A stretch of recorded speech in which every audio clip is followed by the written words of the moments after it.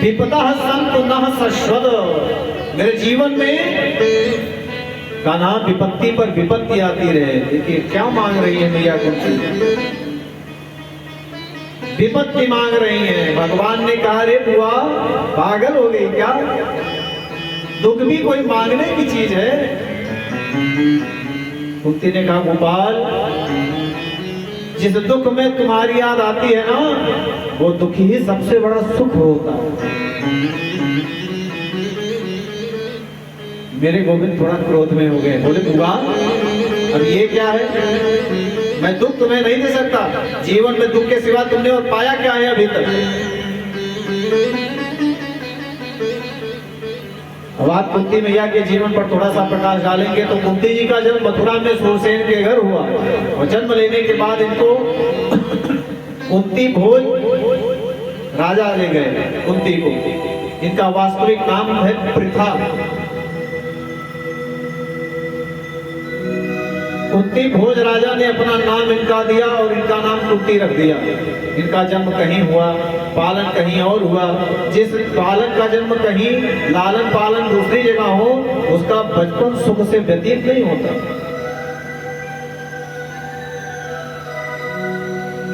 भगवान कहते हैं जन्म से लेकर अभी तक इतने दुख भोगे हैं तुमने, अभी और दुख चाहिए तुझे।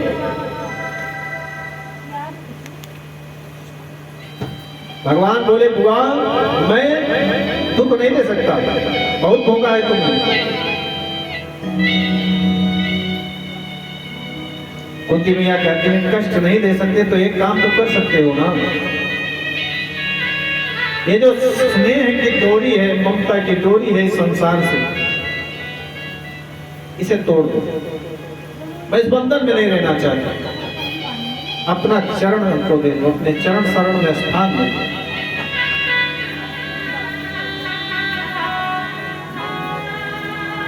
भगवान तथास्तु कह करके आगे बढ़ते हैं। और इधर जिनको अपना मानते हैं उनकी याद हर पल बनी रही, यही माना भैया।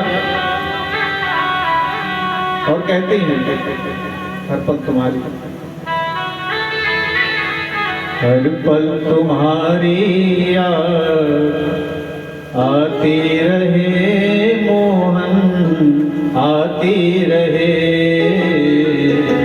हर पल तुम्हारी याद आती रहे मोहन, आती रहे।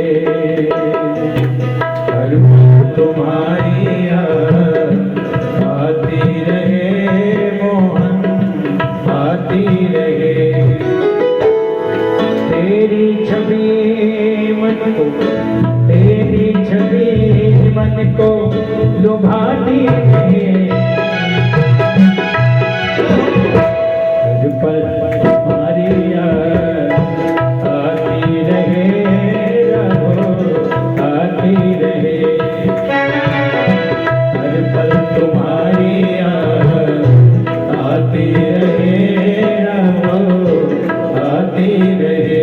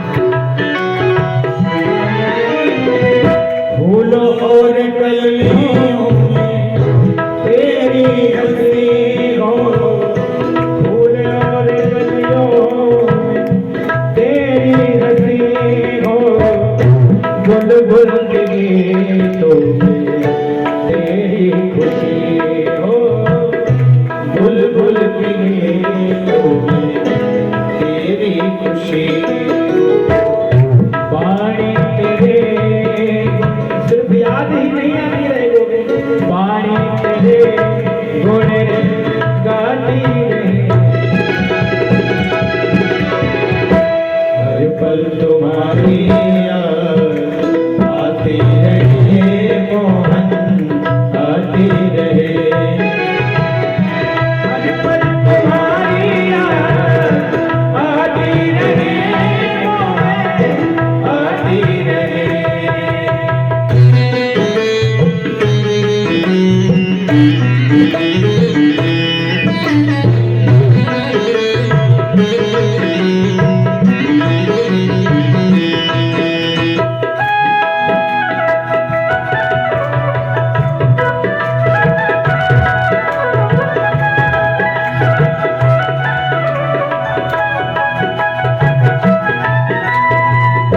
कुछ भी नहीं था सिवा तेरे प्यारे, कुछ भी नहीं था सिवा तेरे प्यारे, जो कुछ भी था सब तेरी कृपा से, जो कुछ था सब तेरी कृपा से। नैनों में तेरी नैनों में तेरी छवि समाती रहे, हर पल तुम्हारी याद आती रहे मोहन, आती रहे। हर पल तुम्हारी याद आती रहे मोहन, आती रहे।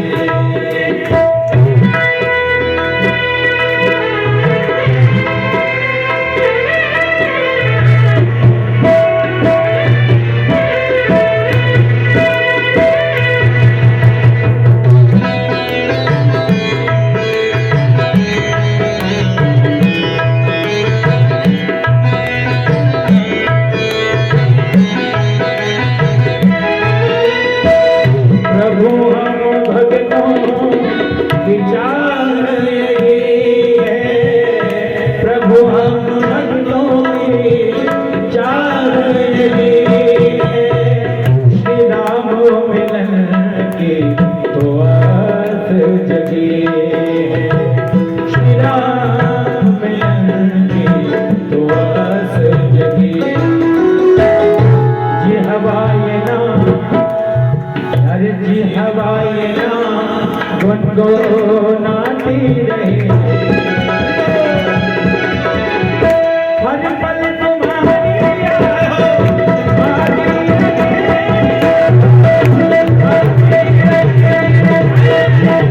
हर पल तुम्हारी याद आती रहे, आती रहे।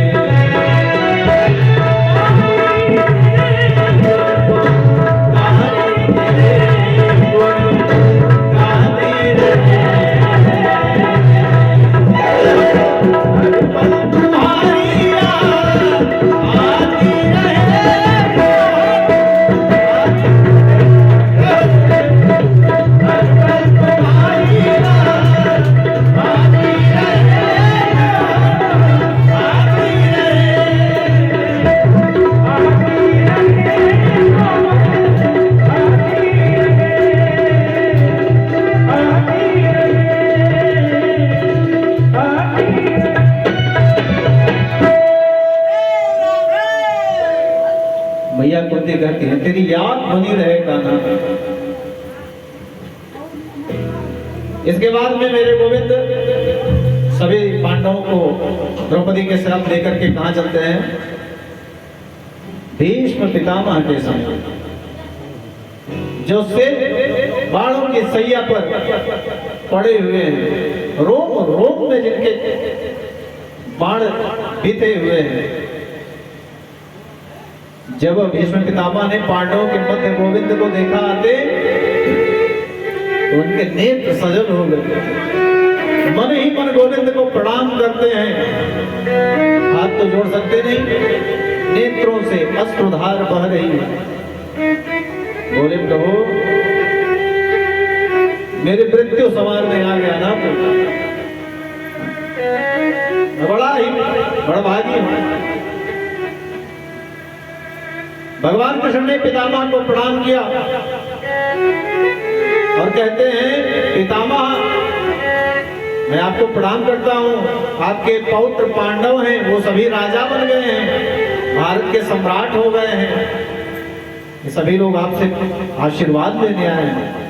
द्रौपदी भी आई है, इन्हें उपदेश करिए, आपके जीवन का जो लंबा अनुभव है उसके माध्यम से इसका मार्गदर्शन कीजिए, इनका मार्ग प्रशस्त करिए। पितामह ने कहा, सब कुछ जानते हुए भी दूसरों को आदर देना तो कोई तुमसे सीखेगा ना, तुम आदेश करते हो तो अवश्य कहूंगा। और भीष्म पितामह ने आंखें खोलकर पांडवों को देखा और समझाते हैं, दान धर्मान राज धर्मान मोक्ष धर्मान विभागशः। पुत्र तुम लोग भारत के राजा बने, ये बड़ी प्रसन्नता की बात है, किंतु तुम गृहस्थ को आलसी नहीं होना चाहिए, ज्यादा से ज्यादा परिश्रम करके धन कमाना चाहिए, लेकिन जितना धन कमाओ उसका 10वां भाग दान करने के लिए रखो। समझाते हैं, धन पवित्र सेवा किए धन पवित्र किए दान, मन पवित्र हरि भजन सो होत त्रिविध कल्याण। तन की पवित्रता किससे होगी? जब आप सेवा करेंगे, किसकी? माता पिता की, गुरु आचार्य की, अतिथि की सेवा जब करेंगे तो उससे तन पवित्र होगा। और धन पवित्र होता है सत्कर्म करने से। सत्कर्म क्या है? कथा सुनना, भागवत करना कराना, धार्मिक अनुष्ठान करना कराना। हमारे यहाँ अगर कोई निर्धन व्यक्ति हो, कोई असहाय हो, किसी कन्या का विवाह धन के कारण रुक रहा हो, या किसी का इलाज नहीं हो पा रहा हो धन के कारण, ऐसी जगह पे धन लगाना ही सत्कर्म है, धन का सदुपयोग है। ये धन का सदुपयोग आजकल विवाह में खूब होता है। लाखों रुपया वही द्वार पूजा में उड़ा देंगे, जब पंडित जी को देना होगा तो सबसे बड़ा भारी लगता है है?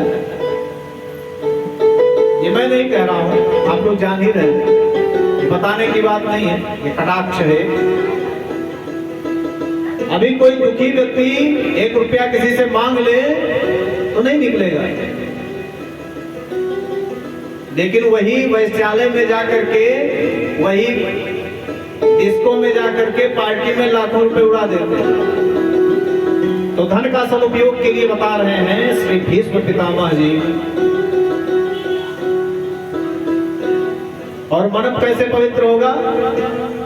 मन पवित्र हरि भजन सो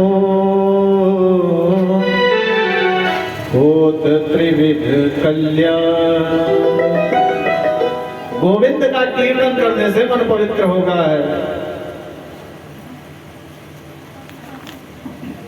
दूसरी बात मैं यह कहना चाहता हूं, तुम राजा हो, राजा के लिए पहला कर्तव्य है अपने प्राणों की बलि लगाकर भी प्रजा का शुभ चिंतन करना। राजा को कभी पाप नहीं करना चाहिए और पाप होते हुए देखना भी नहीं चाहिए। मेरी आंखों के सामने यदि पाप कर्म हो रहा, मुझमें शक्ति नहीं है तो आंख बंद करके वहां से निकल जाओ। यदि हो सामर्थ्यवान तो डट कर मुकाबला करो। ये सारी बातें जब पांडवों को श्री पितामह बता रहे हैं तो सुन करके द्रौपदी हंस देती। भैया द्रौपदी जब हंस देती हैं तो पितामह बोलते हैं, अरे पुत्री हंसी क्यों? द्रौपदी घबरा गई, कहीं अरे पितामह क्षमा कर दीजिए, गलती हो गई। पितामह कहते हैं कि पुत्री, जो कुलवती नारी होती है बिना कारण कभी नहीं हंसती। क्या कारण है? कि हंसी में कुछ ना कुछ कारण उससे होता है, इसलिए तुम्हें बताना पड़ेगा। इस कुंठा को लेकर मैं मरना नहीं चाहता पुत्री, बताओ क्यों हंसी तुम? द्रौपदी कहती हैं, आज तो बड़ा भारी ज्ञान का उपदेश आप कर रहे हो, आपकी आंखों के सामने पाप होता आप कह रहे हैं पाप होता देखना महापाप है, तो पितामह ये महापाप आपने क्यों किया? भरी सभा में मुझे निर्वस्त्र करने का दुशासन ने प्रयास किया। मुझे याद है उस सभा में सबसे आगे आप बैठे थे। मैंने आपसे अपने सबसे पहला प्रश्न किया था कि पांडव जब अपने आप को दांव पर हार चुके, दास बन गए, तो मुझे दांव पर लगाने का अधिकार उनको किसने दिया? दूसरा प्रश्न और किया था, पितामह आपको याद होना चाहिए एक रजस्वला स्त्री को सभा में खींच कर लाना कहाँ का धर्म है? लेकिन मेरी बात को सुनकर आपने सिर नीचा कर लिया था। पितामह आप जरा सा भी इशारा अगर कर देते तो किसी की साहस नहीं कि मेरी साड़ी को स्पर्श भी कर लेता। वो तो मेरी गोविंद की कृपा है कि मेरे द्वारिकाधीश की कृपा है, मेरी लाज बच गई। ये सुन करके भीष्म पितामह फपक करके रोने लगते हैं। श्री सूत जी कहते हैं जो महापुरुष अपने जीवन में कभी नहीं रोया वो आज हिचकियों से लेकर के रो रहा है। और द्रौपदी से कहते हैं पितामह पुत्री तुम सत्य कहती हो, मैं वही अभागा भीष्म हूँ जिसकी आंखों के सामने तुम्हें निर्वस्त्र किया जा रहा था। परंतु पुत्री क्या तुम जानती हो आज 54 दिन हो गया मुझे बाणों की सैया पर पड़े हुए। आज 54वां दिन है। अर्जुन ने मेरे शरीर में इतने बाण लगाए हैं कि 2000 बिच्छुओं के साथ जितनी पीड़ा होती है डंक मारने में उतनी पीड़ा मैं सह रहा हूं। मुझे इच्छा मृत्यु का वरदान है। अगर मैं ना चाहूं तो मुझे इंद्र भी नहीं मार सकता, फिर अर्जुन मुझे मार सकता है क्या?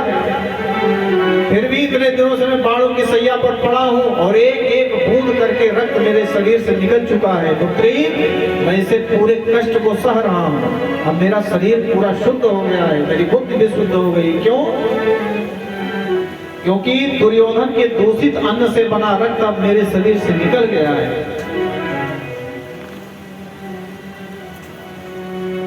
पितामह कहते हैं कि दुष्ट दुर्योधन का दूषित अन्न खाने से मेरी बुद्धि भ्रष्ट हो गई। इसलिए संत लोग कहते हैं ना कि जैसा खाओगे अन्न वैसा बनेगा मन। इसलिए खान पान का विशेष ध्यान दिया गया है, निर्देश दिया गया है शास्त्रों में स्वच्छता से। या सुन करके द्रौपदी ने चरणों को पकड़ लिया। बाबा आपके मन को कष्ट देने का मेरा मंतव्य नहीं था। अब पितामह इधर उधर से मन को हटा करके भगवान नारायण देव के चरणों में लगाते हैं और बड़ी सुंदर स्तुति करते हैं कि हे गोविंद मैं कुछ कहना चाहता हूं उससे।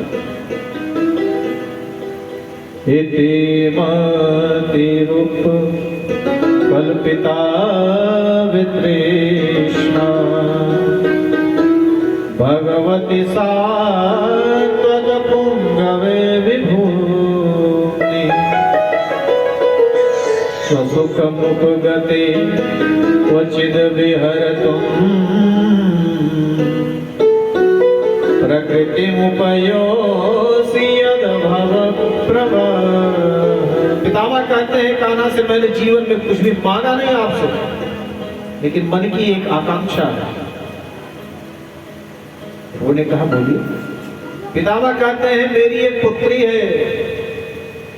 भगवान कहते हैं आप तो आजीवन ब्रह्मचारी हैं, आपने आजीवन ब्रह्मचर्य का अखंड संकल्प ले रखा है, आपकी पुत्री कहां से आ गई? तो कहते हैं कि इति मति रूप कल्पिता वितृष्णा। ये जो मेरी मति है, बुद्धि है, इस बुद्धि को मैं अपनी पुत्री कह रहा हूं। मेरी पुत्री का नाम मति यानी बुद्धि। मैं अपनी बुद्धि रूपी पुत्री को आपको समर्पित करना चाहता हूं।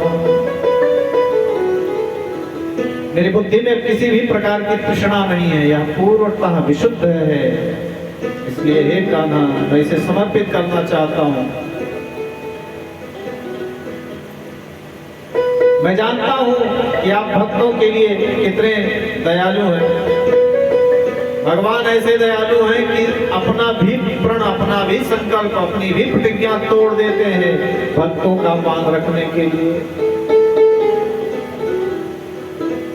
जब प्रतिज्ञा किया था विष्णु पितामह जी ने, आज जो हरहि शस्त्र न कहाऊं तो लाजो गंगा जननी को मैं शांतनु सुत न कहाऊं। इनकी प्रतिज्ञा की लाज रखने के लिए भगवान ने अपनी प्रतिज्ञा तोड़ दी। कौन सी प्रतिज्ञा? कि मैं युद्ध में कभी शस्त्र नहीं उठाऊंगा। और भगवान ने रथ के पहिए को ही चक्र बना करके दौड़ लिया। कितने दयालु हैं।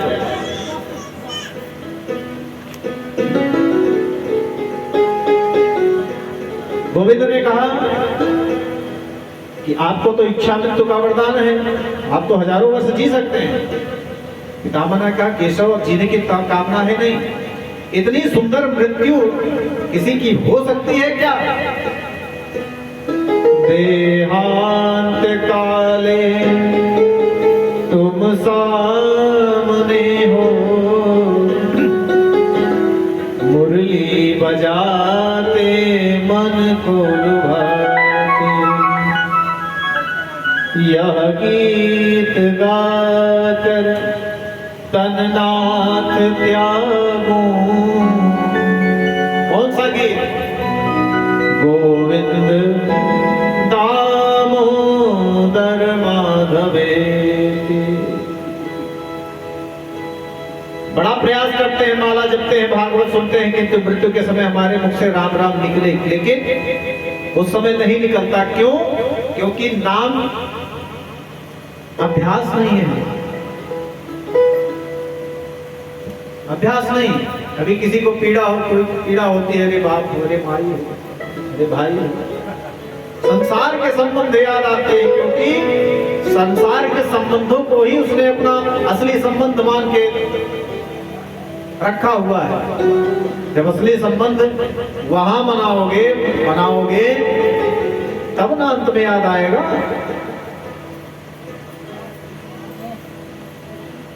तो कंठ अवरुद्ध हो जाता है। पितामह कहते हैं मैं कितना भाग्यशाली हूं, साक्षात मुरली मनोहर मेरे गोविंद मृत्यु के समय मेरे नेत्रों के सामने खड़े हैं। ऐसा सुंदर मृत्यु को छोड़कर क्यों जीना चाहूंगा मैं। और भगवान का दर्शन करते करते उस समय सूर्य भगवान उत्तरायण थे। भीष्म पितामह अपलक नेत्रों से भगवान नारायण को देखते देखते अपने पंच भौतिक शरीर का त्याग कर दिया। पितामह की मृत्यु पर पांडव शोक करके रोने लगे। भगवान इनको समझाते हैं पांडवों को, और उनकी मृत्यु के उपरांत संस्कार पूर्ण कराए पांडवों से। अब आज पांडवों के सम्मुख गोविंद बैठे हैं और पांडवों से कहते हैं आप लोगों का वनवास पूर्ण हुआ, आप लोगों को राजगद्दी मिली, समाज में आप लोगों ने प्रतिष्ठा बनाई। अब मेरी कामना है कि मुझे जाने की अनुमति प्रदान करें। कहां? द्वारिका।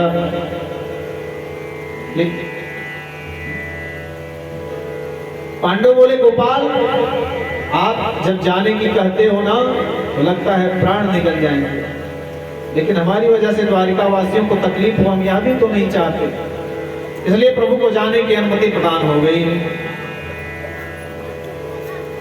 युधिष्ठिर जी ने कृष्ण को हृदय से लगाया। युधिष्ठिर जी भगवान तो मानते नहीं, वो तो मामा का लड़का मानते हैं, तो उन्हें अपना अनुज ही समझते हैं। तो उनकी सुरक्षा के दृष्टिकोण से अर्जुन को कहा कि इनको द्वारिका छोड़ करके आओ। अर्जुन समझ गए कि भैया के मन में भगवान के प्रति वात्सल्य भाव है।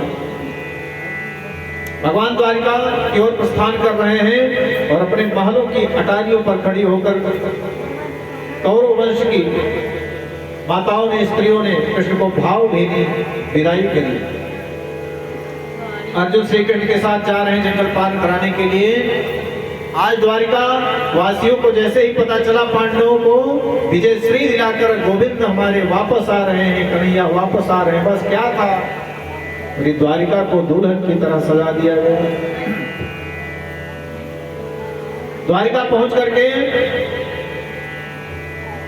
प्रभु ने सभी से हाल पूछा, मेरी अनुपस्थिति में आप लोगों को कोई प्रकार का कष्ट तो नहीं हुआ? सभी ने कहा कोई कष्ट नहीं हुआ। द्वारिका के बाहर ही जो वन है वहां निषाद लोग रहते हैं, और वीर निषाद हैं, उनसे भी भगवान ने प्रश्न पूछा कि मेरी अनुपस्थिति में आप लोगों को कोई कष्ट तो नहीं हुआ? और वीरों ने कहा और तो कोई कष्ट नहीं था प्रभु, किंतु आपका दर्शन नहीं मिल रहा। अपने महल में प्रवेश करते ही गोविंद ने माता पिता के चरणों को स्पर्श किया, प्रणाम किया। शास्त्र कहता है अभिवादनशीलस्य नित्यं वृद्धोपसेविनम् चत्वारि तस्या वर्धन्ते आयुर्विद्या यशो बलम्।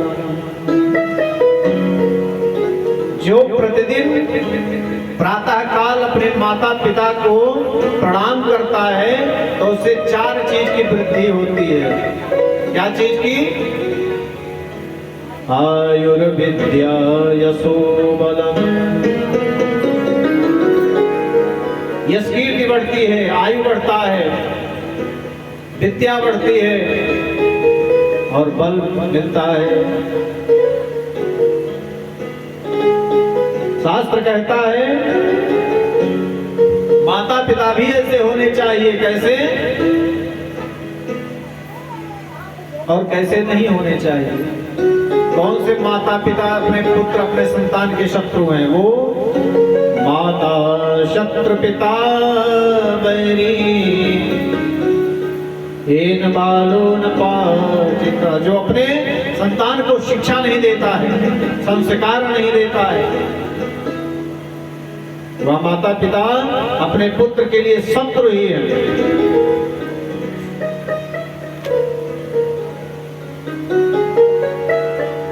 मैया देवकी कहती हैं शुष्क काष्ठानि मूर्खाश्च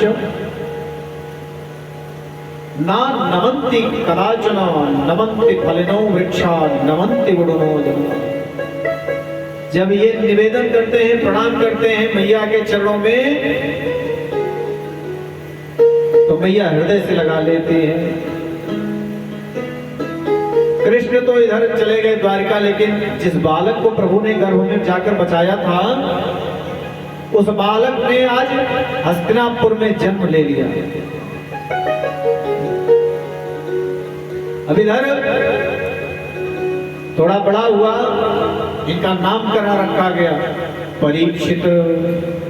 परीक्षित क्यों? परीक्षित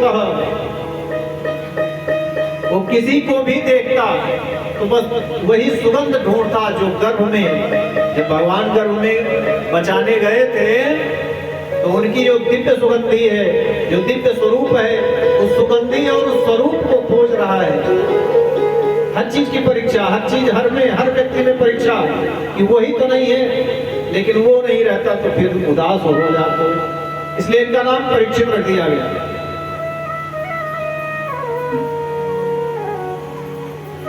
जैसे ही इस बालक ने जन्म लिया, पालथी मार करके बैठ गया और चारों ओर देखता है।